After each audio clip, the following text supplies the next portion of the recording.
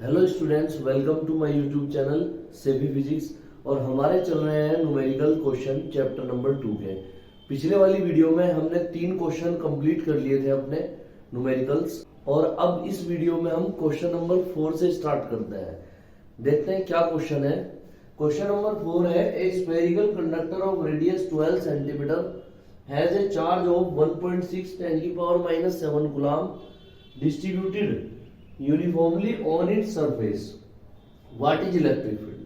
तो एक हमारे पास एक स्फेरिकल कंडक्टर दे रखा है क्वेश्चन में, तो इस तरह से स्फेरिकल कंडक्टर को बना लेंगे। ये स्फेरिकल कंडक्टर है और इस पे क्या कहा इन्होंने कि रेडियस इसकी 12 सेंटीमीटर है।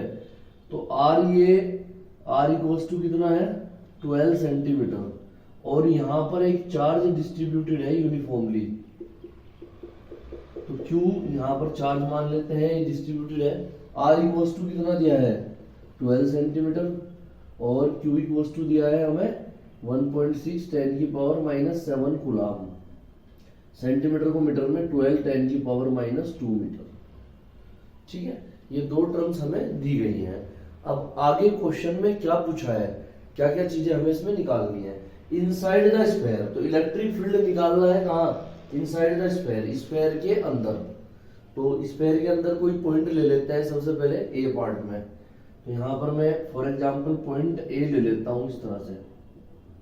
गॉसियन सरफेस क्या कर लेते हैं, इमेजिन कर लेते हैं यहाँ पे। तो एक गॉसियन सरफेस इमेजिन कर ली, और इसकी रेडियस फॉर एग्जांपल मान लो आप आर डैश मान लो आप इसकी रेडियस। ठीक है, आर डैश इसकी रेडियस हमने कंसीडर कर ली। तो अंदर क्या होता है, देखो स्फेरिकल कंडक्टर में अंदर वैक्यूम रहता है। तो वैक्यूम होने की वजह से यहाँ पर चार्ज जीरो होता है। तो यहाँ पर क्या होता है, चार्ज जीरो होता है वैक्यूम की वजह से। तो चार्ज हो गया Q equals to 0 inside the conductor. तो इलेक्ट्रिक फील्ड A क्या आ जाएगा, E equals to 1/4πε0 Q upon R dash का स्क्वायर। ये फॉर्मूला होना चाहिए हमारे पास। इसमें Q की वैल्यू क्या रख लेंगे 0, तो E equals to 1/4πε0 0 upon R dash का स्क्वायर, और 0 की मल्टीप्लाई तो E equals to 0 newton per coulomb. तो electric field inside the spherical conductor क्या रहेगा, 0 रहेगा। ठीक है, अब इसके बी पार्ट को देखते हैं। B part, just outside the sphere. Just outside the sphere का मतलब यह है कि स्फीयर के सरफेस पे, सरफेस ऑफ द स्फीयर। ठीक है, तो ये सरफेस पे निकालना है हमें। तो सरफेस पे कैसे निकालेंगे, तो उसके लिए हमें आर की वैल्यू ये है और क्यू चार्ज ये है। तो ई की वैल्यू कैसे निकलेगी, electric field 1/4πε0 Q upon R square, ऐसे निकलेगा यहाँ पर। इसमें वैल्यू पुट कर लेंगे। E गोस टू इसकी वैल्यू 9 10 की पावर 9, Q की वैल्यू कितनी है 1.6 10 की पावर -7 अपॉन R की वैल्यू कितनी है 12 10 की पावर -2 का होल स्क्वायर। स्क्वायर कर देंगे, जब स्क्वायर आप कर देंगे तो क्या हो जाएगा, E गोस टू कितना 9 10 की पावर 9 1.6 10 की पावर -7, 12 का स्क्वायर कितना 144 और 10 की पावर -4। ठीक है, आगे इसको सोल्व कर लेते हैं। पॉइंट हटाएंगे और एक 10 का नीचे लगाएंगे।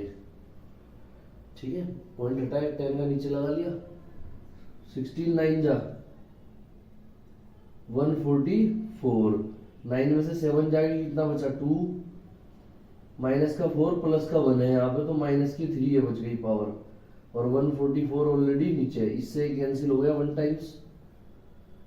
ठीक है, आगे ले जाते हैं इसको। E इक्वल्स टू कितना 1 10 की पावर 2 -3 ऊपर जाके प्लस का 3, तो E इक्वल्स टू 1 10 की पावर 5, इतने न्यूटन पर कूलम। ठीक है, ये हो गया इसका बी पार्ट, सेकंड पार्ट हो गया इसका। अब इसके बाद बात करते हैं कौन सा, third part C. At a point 18 centimetre from the centre of the sphere. तो 18 सेंटीमीटर दूर, ये सेंटर है फॉर एग्जांपल O, इससे 18 सेंटीमीटर दूर निकालना है हमें। यहाँ पर 12 से ज्यादा ही होता है 18, तो बाहर होगा कोई पॉइंट। ये सरफेस वाला हिस्सा हो गया बी पॉइंट, इसे सी मान लेते हैं बाहर। ऐसे गॉसियन सरफेस को कंसीडर कर लेते हैं, ठीक है। और इसको कैपिटल आर मान लेता हूं मैं, बाहर की साइड यह है कैपिटल आर, ये कैपिटल आर हो गया। तो सी वाले पार्ट में क्या निकालना हमें, इलेक्ट्रिक फील्ड निकालना बाहर की साइड। तो इस तरह से यहाँ पर सी पार्ट देख लेते हैं। आर कितना दिया इसमें, आर कैपिटल आर दिया 18 सेंटीमीटर। तो सेंटीमीटर को मीटर में बदल लेते हैं, तो कैपिटल आर इक्वल टू कितना, 18 10⁻² मीटर, ठीक है। अब इसमें इलेक्ट्रिक फील्ड ई निकाल लो, E equal to 1/4πε0 Q upon capital R square. 9 10⁹, Q की वैल्यू कितनी 1.6 10⁻⁻7 अपॉन आर 18 10⁻², का होल स्क्वायर, ठीक है। और अब इसको सोल्व कर लेते हैं एक बार। ई इक्वल टू कितना, 18 का स्क्वायर 10⁹, 1.6 10⁻⁻7, तो ये 18 इंटू 10⁻², 18 इंटू 10⁻², 2 बार लिख लिया भाई, स्क्वायर है तो 2 बार लिख सकते हैं इसको मल्टीप्लाई में। अब कैलकुलेट कर लेते हैं, पॉइंट हटाएंगे 10 का नीचे लगाएंगे, मतलब 1 पावर 9 2 जा 18, ठीक है, 2 टाइम्स कट गया, और 2 8 जा 16, 8, तो ऊपर आ गया 8, 9 में से 7 जाके पावर कितना बचा, 2 पावर, ये माइनस की 2 और माइनस की 2 कितना हो गया भाई, माइनस की 4 और प्लस की 1 है, तो माइनस की 4 में से प्लस की 1 गई, माइनस की 3 बची अपॉन 18,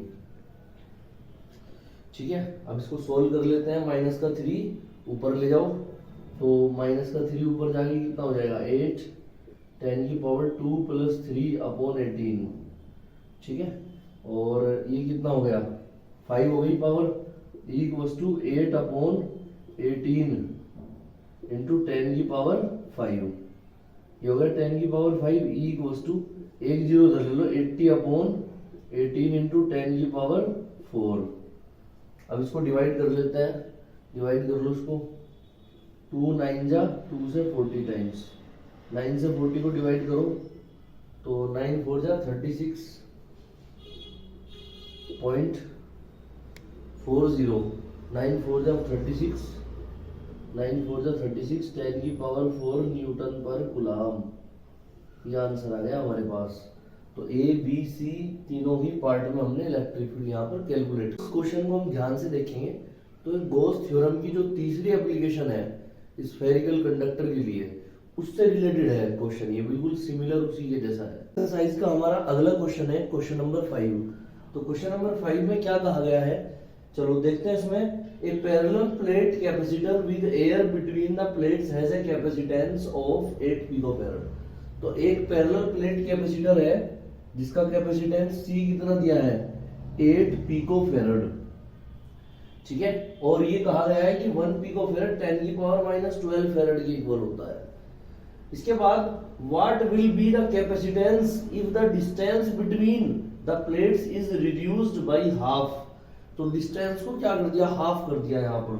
तो d डैश जो डिस्टेंस है वो इक्वल टू हो गया d/2, हाफ कर दिया यहाँ पर। And the space between them is filled with a substance of dielectric constant 6।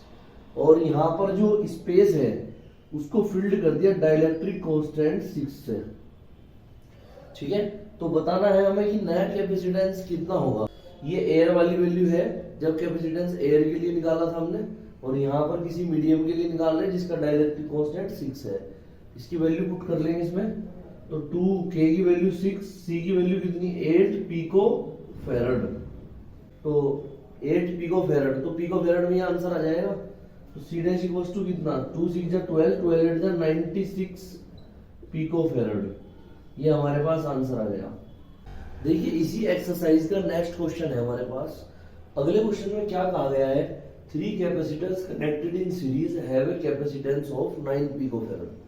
तो 3 कैपेसिटर हैं जो सीरीज में कनेक्टेड है और तीनों का कैपेसिटेंस 9 पिकोफैराड है। इसका मीनिंग ये हुआ कि C1 equals to C2 equals to C3 equals to 9 picofarad. इससे आगे क्या कहा गया है, what is the total capacitance of the combination, तो कॉम्बिनेशन का टोटल कैपेसिटेंस कितना होगा। तो पहले फर्स्ट पार्ट निकाल लेते हैं इसका। तो कॉम्बिनेशन किसमें है, सीरीज में है ये, C1 C2 and C3 are connected in series, connected है भाई किसमें, सीरीज में, ठीक है। तो सीरीज में कनेक्टेड होने की वजह से 1/c कितना निकलेगा, equivalent equals to 1/c1 plus 1/c2 plus 1/c3, ये निकल जाएगा इस तरह से।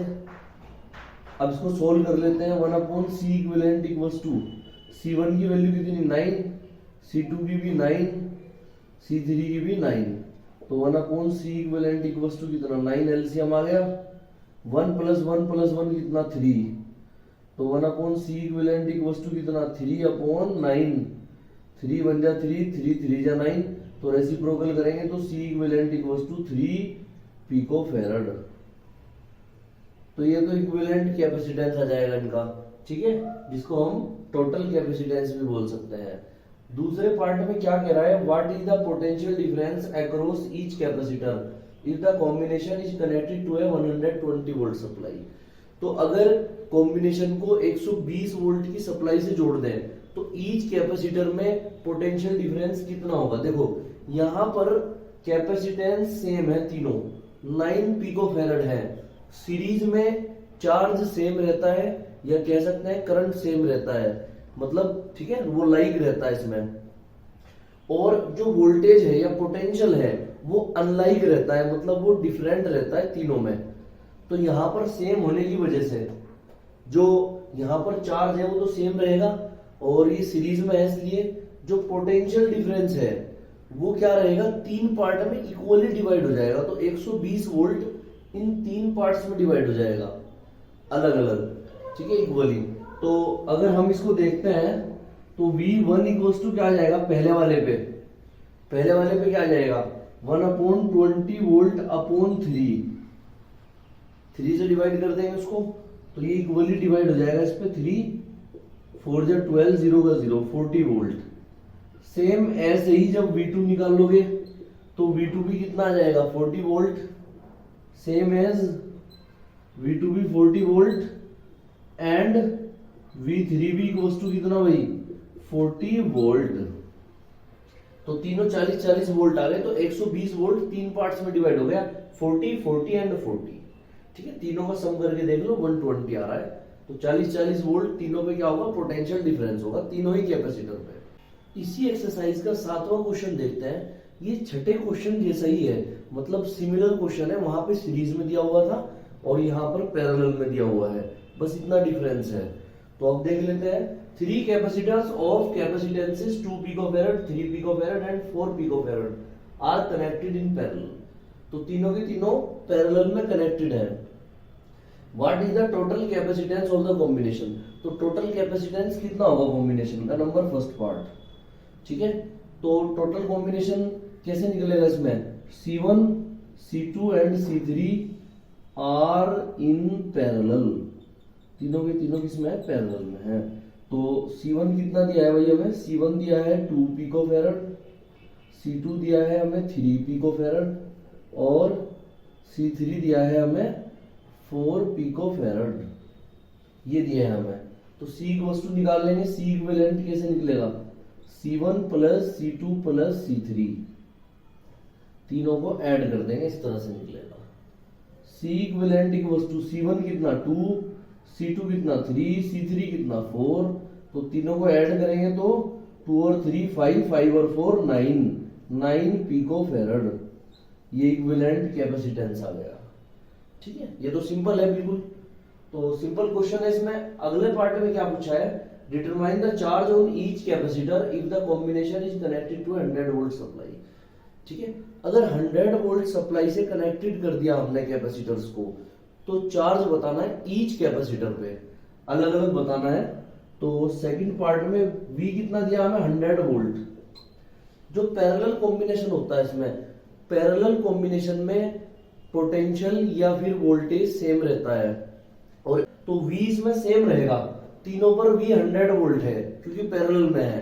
तो यहाँ पर हमें चार्ज Q1 जब पहले वाले पे निकालेंगे तो उसमें निकलेगा C1V। जब दूसरे वाले पे निकालेंगे Q2 तो निकलेगा C2V, और जब तीसरे वाले पे निकालेंगे Q3 तो निकलेगा C3V। इसको इस तरह से निकालेंगे। Q1 इक्वल्स टू C1 की वैल्यू कितनी 2 पिको फेरड, तो पिको में आंसर आ जाएगा हमारा, पिको में दे रखा है ना, पिको में ही ले लेंगे आंसर को। 2 पिको फेरड है, वोल्टेज कितना 100, तो Q1 इक्वल्स टू कितना 2 की 100 में 200 पिको कूलम। ठीक है, अगले वाला पार्ट देखते हैं Q2। Q2 में क्या है, C2 कितना दिया 3 पिको फेरड, V 100, 100 3 जा 300 पिको कूलम। ठीक है, इसके बाद ये Q2 था, इसके बाद Q3 इक्वल्स टू कितना C3 कितना 4 पिको फेरड, 4 इंटू 100, V की वैल्यू 100, तो Q3 equals to 400 pico coulomb. तो इस तरह से हम इस क्वेश्चन को सोल्व कर सकते हैं।